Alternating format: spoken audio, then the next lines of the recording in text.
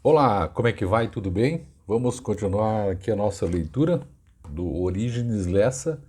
Foi um baita de um autor, ele está esquecido, está meio abandonado, mas é um baita de um autor.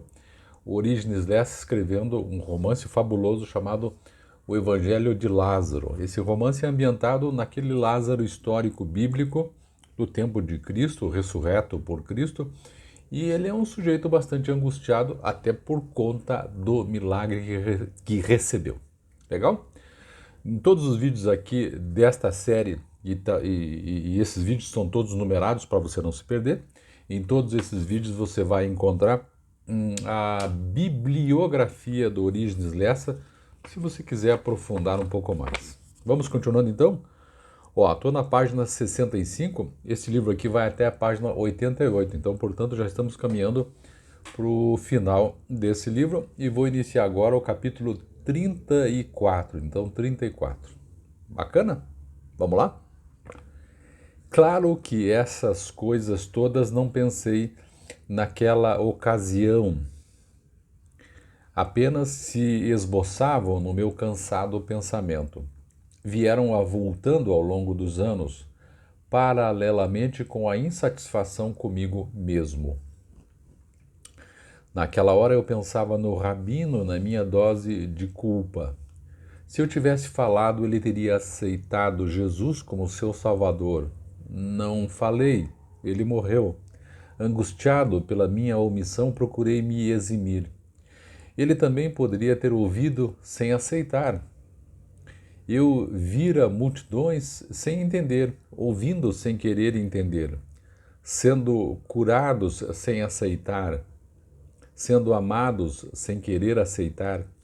Espantavam-me os levitas, sacerdotes, príncipes da sinagoga e rabinos, muitos rabinos que, assistindo a milagres inúmeros, a prodígios incontestáveis, só tinham uma preocupação: evitar que o povo os conhecesse,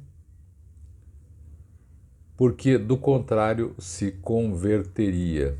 Eles sabiam, mas não aceitavam nem a mensagem e nem a salvação. Esse é um dos mistérios que permanecem para mim sem explicação, ou cuja explicação me perturba.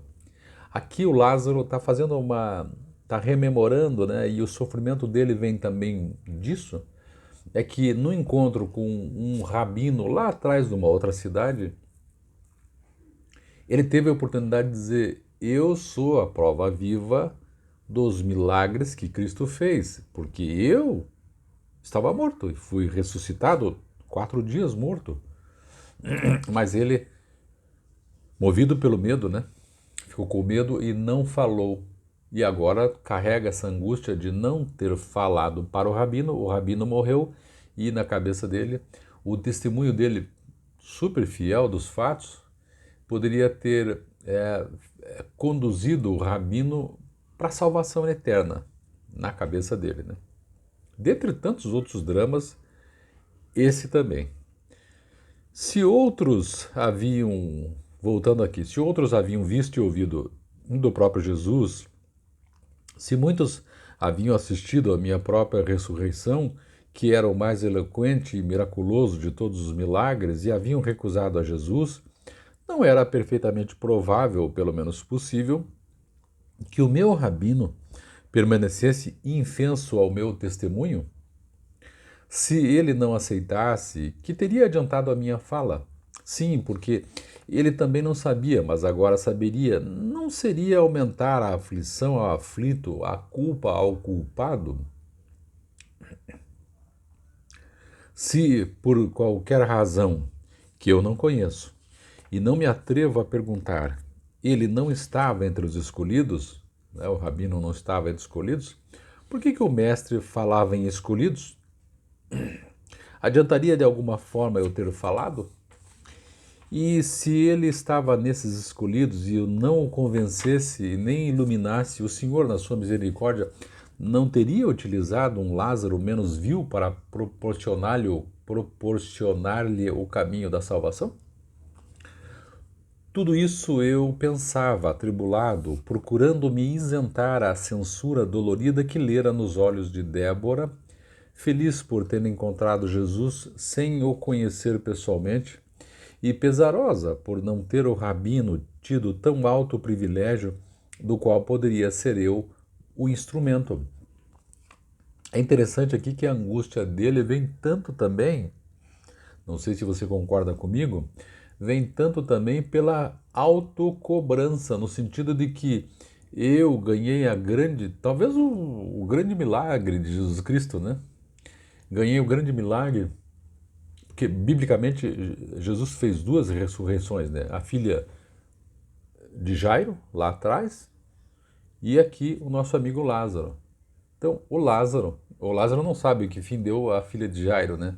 Se ela testemunhou depois, mas parece-me que ele ficou com remorso de não ter pago, digamos assim, com pelo menos o seu testemunho, com pelo menos ajudar nos propósitos de Jesus aqui na Terra. Ele ficou com isso, com uma espécie de remorso, né? Continuando, página 66. Por isso não conseguia fugir ao sentimento de culpa.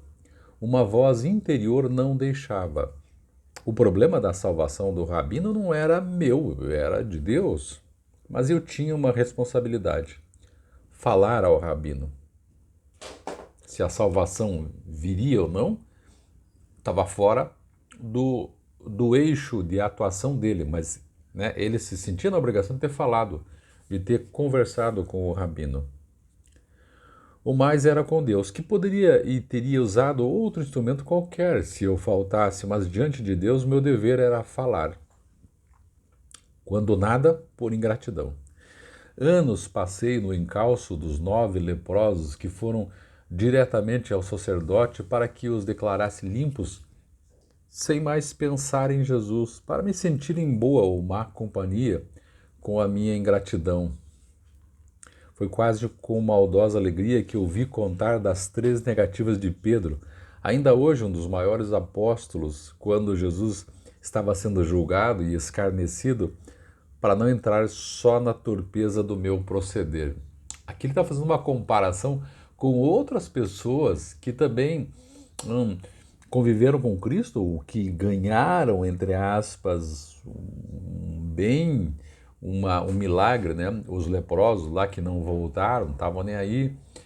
O próprio Pedro, Jesus Cristo disse para o Pedro, biblicamente: Pedro, tu és pedra e sobre ti edificarei a minha igreja. Está lá na Bíblia. Então o Pedro e a apóstola tinha uma boa relação com Cristo, e sobre os ombros do Pedro pesavam aí continuar o legado de Jesus por essas palavras aí: sobre ti colocarei a minha igreja. E Pedro negou Cristo, segundo os evangelhos, 3 vezes, quando Jesus estava sendo açoitado lá, quando Jesus estava sendo preso. Aí os soldados perguntaram: você não estava com ele? Você não é do grupo dele? Ele falou: não estou. E Jesus tinha dito, né, antes que o galo cante não sei quantas vezes: Pedro, você vai me negar 3 vezes. Sacou? Então Pedro também teve medo. Lázaro está na mesma situação. Continuando aqui. Ainda há pouco eu lembrei que nos tempos de fuga usaram vários nomes, nunca o meu, porque o Lázaro, quando Jesus foi preso, o Lázaro já picou a mula, como a gente diz, ficou com medo. Ele usou os nomes de Joaquim, Eleazar, Alfeu e outros que Onésimo registrou. Onésimo é o cara que está registrando essas memórias de Lázaro. Não sei porquê, não sei se Lázaro saberia escrever ou Onésimo era escritor, não sei. É isso. Por um desses caprichos da mente, não contei que usara também o nome de Judas, que foi o grande traidor de Cristo.